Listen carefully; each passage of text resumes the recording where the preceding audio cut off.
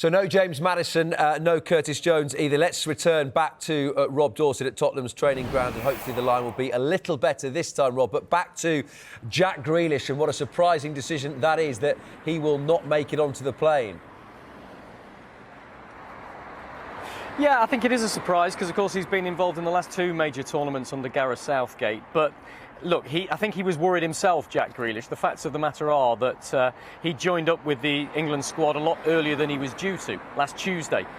Because all of the Manchester City and Manchester United players have been given some extra time off to recover and get some rest in after the FA Cup final. But Grealish came at the very first opportunity, ahead of the rest of his Manchester City teammates, because he wanted to prove his fitness, he wanted to prove a point to the England manager and stake a claim and show just how determined he was to be on that plane to Germany. So it's a huge blow for him personally. But if you look at the stats that we've done on Sky Sports News over recent days, you can see that his stats aren't by comparison with the other players he's competing with right now. The same for James Maddison, you have to say. Marcus Rashford and Jack Grealish between them had fewer assists and goals this season than Ebe Eze. And so that's why Eze now looks like a very strong contender, you have to say, to make that final squad of 26. And this is the scenario, isn't it? Is that the more news we get of players that aren't going to be in the squad, it just raises the stakes and raises the prospects of some of the other players making it.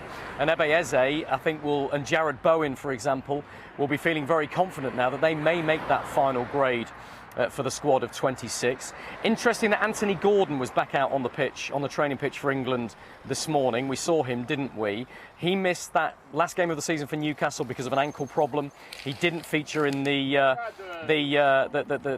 friendly game up in St James's Park against Bosnia and Herzegovina because of that ankle problem, but he was able to take a full part in training today. I wonder how much impact that has had on the decision to not include Jack Grealish in this final squad of 26. I should also mention that there are a lot of other media reports out there now saying that Harry Maguire is also going to miss out on that final Euros squad of 26. I have to be honest, we haven't been able to corroborate that ourselves right now, but we know that Harry Maguire has been battling with a calf injury for several weeks now. He hasn't played any football since the middle of April, so he's missed more than a month of the final games of the Premier League season because of that calf trouble. He wasn't able to train with England again today, but we did see him with his boots on the grass doing some individual work and training on the grass and doing some running.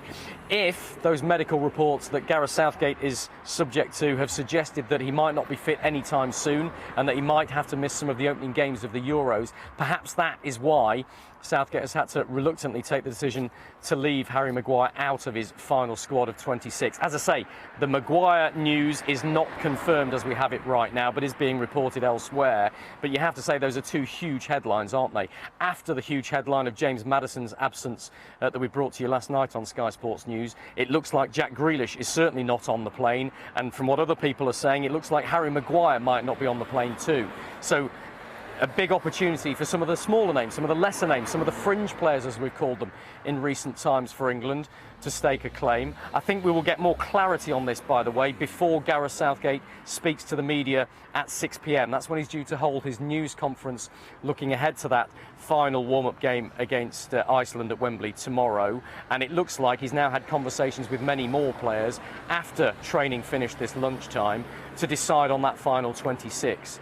So the big breaking news, Jack Grealish, we expect not to be included in that 26-man squad for the European Championships finals in Germany. And from what other people are saying, it looks like Harry Maguire is missing out as well. Yeah, Rob, I want to come back to Harry Maguire in just a moment, but let's talk about some of the forward players and maybe the wider point about Gareth Southgate as a whole. There have been times in the past where he's been criticised of maybe being too loyal to certain players, keeping players around, those that didn't even make it to this point: Marcus Rashford, Raheem Sterling, Calvin Phillips, Jordan Henderson. Jack Grealish might be another one. Now you're looking at a squad that could well include all of Eze, 3 caps, Palmer, 3 caps, Mainu, 2, Gordon, 2, Adam Wharton, only 1. If this is to be his last tournament in charge as an England manager, which it may or may not be, he's going out with a few gambles, isn't he? Well, you say that, and you're absolutely right to point that out, that it has been an accusation levelled at Gareth Southgate that he's stuck with the old faces and stuck with the old names, irrespective of their form for their club. He's certainly been accused of that in Harry Maguire's case, and I think he would desperately want to take Harry Maguire to these European Championships if the medical reports were better. When it comes to Jack Grealish and James Maddison, yeah, you're right to say that those are two big names. They are England regulars. They are very much part of the England furniture. And the fact that they are now not going to be involved in that final squad is something of a departure for the England manager. But I think the performance of Eze in that final warm-up game at St James's Park, where he was outstanding, he was man of the match, clearly showed the England manager and journalists such as myself that he offers something a little bit different to the other wide attacking options that Southgate has at his disposal. He's very, very direct. He commits defenders. He goes with pace at those defenders. And perhaps James Maddison and Jack Grealish are both a little bit too similar in the way that they cut in off the left-hand side and don't go with the same pace and direction that Eze does, but win free kicks in and around opponents' boxes.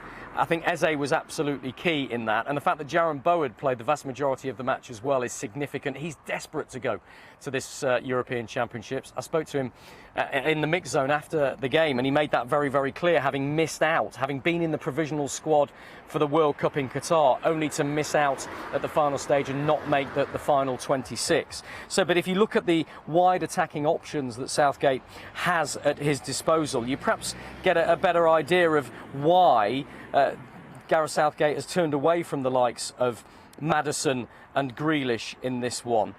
He has a host of other options in that position, all of whom are at the top of their game. And you mentioned Cole Palmer there. We haven't even talked about Cole Palmer because I fully expected him to be in the final squad of 26 anyway, such has been his form for Chelsea and for England. Remember, him and Eze got their first England starts in that friendly against Bosnia and Herzegovina on Monday night, and of course Palmer scored his first England goal as well from the penalty spot in the absence of Harry Kane.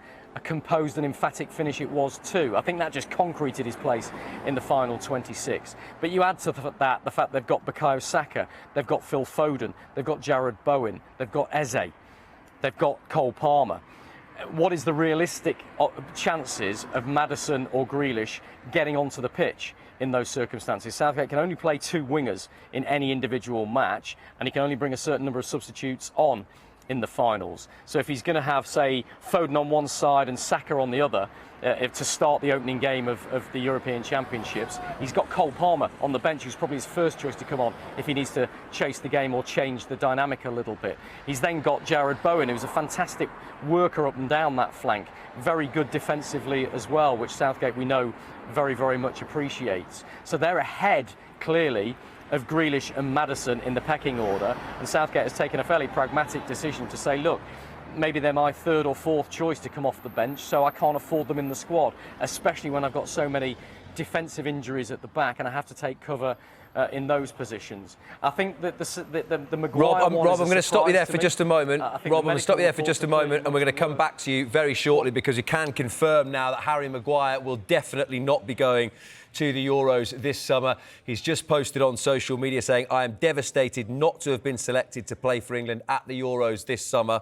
Despite my best efforts, I have not been able to overcome an injury to my calf. Maybe I just pushed myself too hard to try and make it. Simply, I am absolutely gutted. For me, representing England is the highest honour. It means everything to me. If I can't help the team as a player, I will support them as a fan, along with the rest of the country. Go and win it, boys. Next, I will return to the supervision of the Manchester United medical team in order to prepare for next season." So let's go back straight away to Tottenham's training ground, straight back to our senior reporter, Rob Dorset. We can confirm it now, Rob, but it is a big blow for Gareth Southgate, someone he's lent on so heavily over the years, and it leaves a lot on the shoulders of another man who's not played much this season, John Stones, now. It does. It leaves an awful lot on the shoulders of John Stones, who has actually only played one Premier League game, one Premier League start since the middle of April, and didn't play against Bosnia and Herzegovina on Monday night because he still wasn't training at the intensity level that he needed and that Gareth Southgate needed for him to be included from the start. But look, I fully expect John Stones to be in that centre-back position for England's starting match, and almost certainly it'll now be Mark Gay alongside him. I think it's become very, very clear that even though Gay has fewer than double figures in terms of England caps, he is the natural understudy should Maguire or Stones not be available. So great news for him today that Harry Maguire is not going to be involved in this final tournament squad, but a huge blow for Harry Maguire. You heard from that social media post that you read out there of what Maguire said, just what it means to him to play for his country. I think most commentators would probably agree that Harry Maguire has played better for his country than he has for his club in recent years. In fact, if you look at the stats, Harry Maguire hasn't kept a clean sheet with Manchester United since early February. Now, maybe that says as much about Manchester United defensively of late as it does about Maguire, but certainly Southgate has relied very, very heavily on him, and it's a blow to not only Maguire, but to Gareth Southgate as well. That is one where his hand has been forced. Quite clearly, Harry Maguire isn't fit enough to play a part in the early stages of the tournament, and Gareth Southgate has taken the decision on the basis of those medical reports that he can't risk him, he can't take him. The situation with Jack Grealish, I think you have to say, is very, very different. He's fully fit, as was James Maddison, but Gareth Southgate has decided subjectively that those two aren't playing as well as other players. They don't offer the same options that he can get from other wide attacking areas. So they've been selected not because of fitness issues, but because they simply haven't played well enough for their clubs in recent times. Noticeable, we're not hearing anything at the moment about Luke Shaw. Now, Luke Shaw is a player that Gareth Southgate is desperate to take to the tournament, but he hasn't played any football at all since the middle of February. That's an extraordinary situation that we haven't yet heard that Luke Shaw is not going to travel to the Euros in Germany. That suggests to me that Southgate is going to take a gamble, that he thinks so highly of the left back that even though he's played so little football, he wants to take him. We've heard in recent days that the progress Luke Shaw has made on the training pitch and in the treatment room in the last week or so has been extraordinary, that he's showing good signs of being fit. But I asked the England manager when he named this provisional squad a couple of weeks ago, if you were told Luke Shaw couldn't play any part in any of the group games but might be fit for some of the knockout games, would you still take him? And he had to and ah about that. He wasn't sure. So I think much depends on the medical reports that we're not party to, but which the England manager is. That's what has meant that Harry Maguire hasn't made the final grade, but it hints that maybe Luke Shaw will. Just one final line to bring you as well. We're understanding that Jarrod Bowen has made it into that final 26, so it looks like Bowen will be included in that 26. Just to go back to the defenders, Rob, and Luke Shaw, they're obviously worried about Luke Shaw, as you said, hasn't played for a long, long time. That therefore a couple of the defenders that Gareth Southgate has who are flexible and can play right across that back four, it might be good news for the likes of Joe Gomez and Ezri Konsa. It could, absolutely. Look, I fully expected Ezri Konsa to be included in the final 26 anyway. The last couple of games he's played for England, he started at right back, which I think tells you everything about the way Gareth Southgate is thinking here, about how he needs versatile players to cover various positions. And if Kieran Trippier is forced to play left back, who plays right back? I think there's a really good chance that if it wasn't Kyle Walker, who's now back with the squad, by the way, we saw him training for the first time, then Ezri Konsa is the natural cover there now. And of course, he's been playing centre-back all season for Aston Villa. So I think Ezri Konsa offers a really good opportunity. My understanding about Joe Gomez is that he's only being considered in this squad as cover for left back. So where does that leave him right now? If Luke Shaw is in the final 26, is Joe Gomez still needed as cover? Well, quite simply, probably yes, because we don't expect Luke Shaw to play any part in tomorrow night's game. He won't have played football for so long. Can Southgate really throw him in at left back on day one of England's attack on Euro 2024? I think that's a big, big ask, and certainly he wouldn't be able to play 90 minutes, however he recovers between now and then. You've also got the likes of Jarrell Quansah, who I don't think will make the final grade, but we haven't had confirmation of that yet. We've also got Lewis Dunk, who was absent from training, and we don't expect to play any part in tomorrow night's game either. What's his fitness situation? That's all a bit of a mystery right now. And then there's Jared Branthwaite, the Everton defender, who we still don't know whether he's going to be in the squad or not. The fact that Harry Maguire isn't has given a glimmer of hope to all of those players, I think you have to say. But how is Southgate thinking right now? Is he thinking he wants versatility, and so the likes of Konsa and Gomez might go to cover centre-back and full-back? Or does he want the specialists in Branthwaite and Lewis Dunk and Quansah potentially to come in. As I say, I don't expect Quansah to be included, but we don't know the details of Lewis Dunk's fitness situation right now. So all of this is developing as we speak. The fact that you've just told me that Jarrod Bowen is expected to be included in that final squad of 26 is a huge, huge story for him, because he missed out on the World Cup. He was in exactly this situation at the World Cup in Qatar 2 years ago, where he was in the provisional squad and then culled from that for the final list of 26. And I spoke to him after the game against Bosnia, and he was desperate to be involved. He said, I don't want that heartbreak now. I'm a little bit more resilient mentally. And he thinks he's probably a little bit better player now than he was as well. He's certainly more comfortable in this environment, I think you have to say, in this England environment. And so the fact that he is going will be a huge, huge moment for him. But his versatility, his ability to defend the ball and his work rate, I think is probably what's won it for him. And it gives Gareth Southgate that variety of options off the bench for those wide attacking areas. We haven't heard anything about Ebe Eze yet either, but if he is in the final 26, which I think there's a really strong chance that he will be now, there's an explosive talent to come off the bench there who can change games. There's Jarrod Bowen who can come in and be a safe pair of hands, very reliable, had a great season for West Ham this season. It's the blend of options that Gareth Southgate has been looking at, and that's why it's making such headlines, because big names like James Maddison, Jack Grealish, Harry Maguire have missed out at the very latest stages, the very last stages before Southgate has to make his final decisions. Well, thank you very much. We've got through a lot there. We will leave it there for the moment.